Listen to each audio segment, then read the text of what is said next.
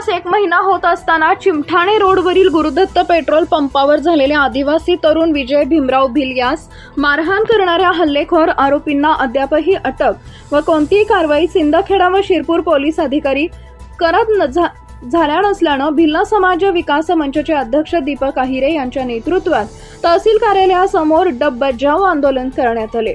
विविध पोलीस प्रशासनाविरोधात घोषणाबाजी करण्यात आल्या। त्यानंतर तहसीलदार यांना निवेदन देण्यात आले। सदर आदिवासी तरुणावर प्राणघातक हल्ला करणाऱ्या आरोपींना पाठीशी घालणारे पोलीस उपविभागीय अधिकारी शिरपूर व पोलीस निरीक्षक सिंदखेडा यांना त्वरित निलंबित करा अशी मागणी भिल समाज विकास मंचचे संस्थापक दीपक अहिरे सह पदाधिकारी यांनी केली आहे। यावेळी सिंदखेडा सहाय्यक पोलीस निरीक्षक हनुमंत गायकवाड यांनी 3 दिवसात हल्लेखोर आरोपींना अटक करून कारवाई करण्याचं आश्वासन महिना पासून आम्ही पाठपुरावा करतोय पोलीस डिपार्टमेंटकडे। 13 मार्चची घटना आहे। गुरुदत्त पेट्रोल पंप चिमठाणे रस्त्याला आहे, दलवाडा शिवारात।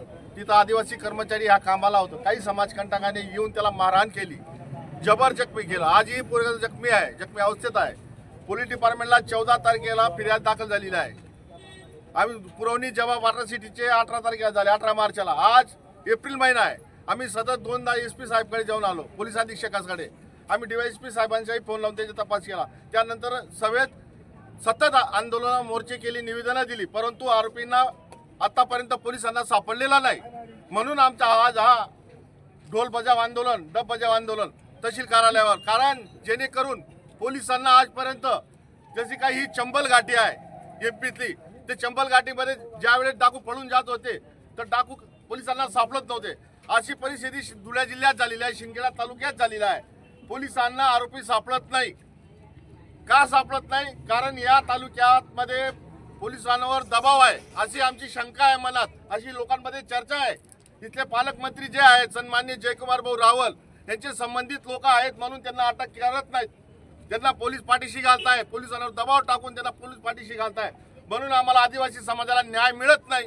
म्हणून आम्ही आज सिंदखेडा तहसीलवर डब बजाव आंदोलन केलं आणि याच्या पुढचं आंदोलन आमचा महानिरीक्षक, पोलीस महानिरीक्षक परिक्षेत्र नाशिक यांच्या कार्यालयावर डब बजाव आंदोलन राहणार आहे। या ठिकाणी दीपकदादा अहिरे आदिवासी समाजाचे आमचे नेते यांनी अगोदरच जाहीर केलेली जर न्याय मिळाला नाही तर प्रसंगी आत्मदहन सुद्धा आंदोलन केलं जाईल। काय झालंय की ॲट्रॉसिटी सारखा गुन्हा जो भारतरत्न डॉक्टर बाबासाहेब आंबेडकरांनी संविधानामध्ये अनुसूचित जाती जमातीच्या लोकांना त्यांच्यावर अन्याय होऊ नये, त्यांना न्याय मिळावा म्हणून ते एक सुरक्षा कवच असताना असा गुन्हा दाखल असताना सुद्धा आरोपींना अटक केली जात नाही। कारण आरोपी हे सत्ताधारी पक्षाचे असल्यामुळे अटक केली जात नाही।